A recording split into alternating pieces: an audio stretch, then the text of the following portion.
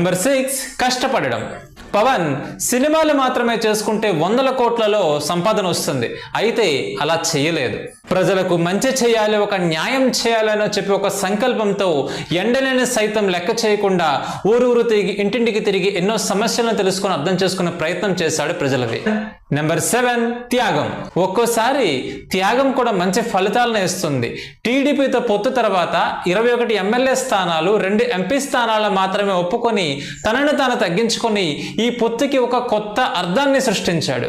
ఒప్పుకున్న స్థానాల్లో తక్కువైనా కూడా ఇంపాక్ట్ మాత్రం ఒక్క ఆంధ్రలోనే కాదు ఢిల్లీకి వినబడేలా చేశాడు. కొందరు అన్నారు, నువ్వు అసెంబ్లీ గేటు కూడా తాకలేవని. అసెంబ్లీ గేటు కాదు కదా, అసెంబ్లీని దాటి పార్లమెంట్ భవన్లోకి అడుగుపెట్టి నరేంద్ర మోడీతో చర్చల్లో పాల్గొనేలాగా చేశాడు. ఆ చర్చల్లో పవన్ ని మనం నరేంద్ర మోడీ గారు ఒక తుఫానుగా పోల్చారు.